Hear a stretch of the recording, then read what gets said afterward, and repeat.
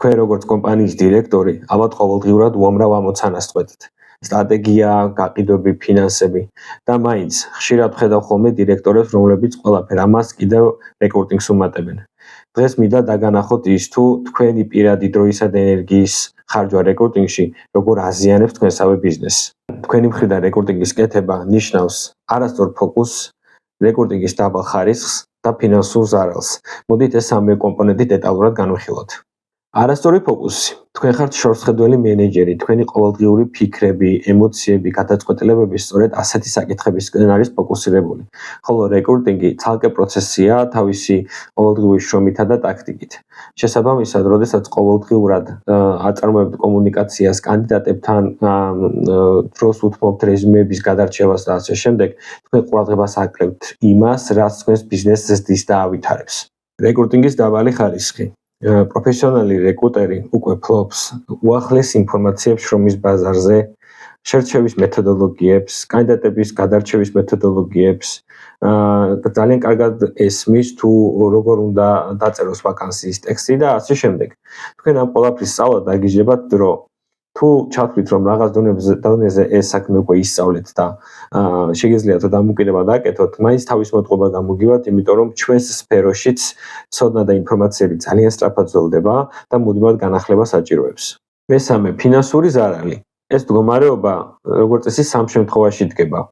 პირველი შემთხვევა არის ის სურათი, როცა თქვენ სამსახურში აიყვანეთ ვაკანსიასთან არარელევანტური კანდიდატი.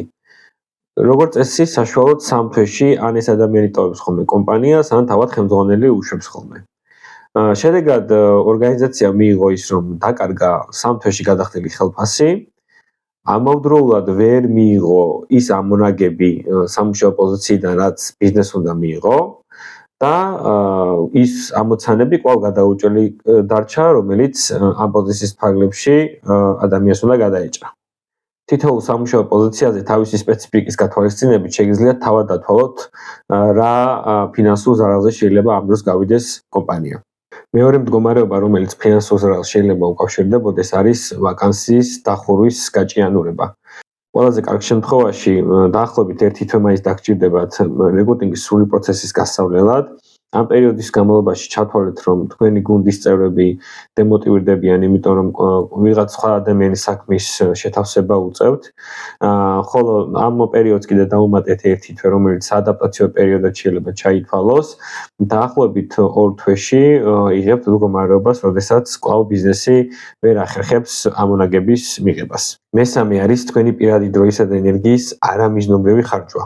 იმის ნაცვლად, რომ თქვენი პირადი დრო და ენერგია, რომელიც რეალურად ფულიჯდება, უნდა დახარჯულიყო გლობალური საკითხების გადასაჭრელად, იხარჯება ტაქტიკურ ამოცანაზე, რეკრუტინგზე, რომლიდანაც შედარებით ნაკლები ამონაგების მიღება ხდება, განსხვავებით მაშინ, როცა თქვენ ამ რესურსებს უთმობთ ბაზის მასშტაბირებას, პარტნიორებთან მოლაპარაკებას და ასე შემდეგ. შეგახსენებთ, რომ სწორად შერჩეული თანამშრომელი აშენებს თქვენს ბიზნესს, არასწორად შერჩეული კი ანგრევს. ჯობ დილში ყველანაირი პირობა გვაქვს შექმნილი ნებისმიერი ზომისა და საქმიანობის კომპანიისთვის, რომ რეკრუტინგის მიმართულებით პრემიუმ ხარისხის მომსახურება გაუწიოთ. ჩვენი გულწრფელი რჩევაა, რომ თქვენი ბიზნესის განვითარებაზე იზრუნოთ თქვენ. ხოლო იმისთვის, რომ ეს უკანასკნელი კარგად გააკეთოთ, თქვენს რეკრუტინგზე ზრუნვა ჩვენ მოგვანდეთ.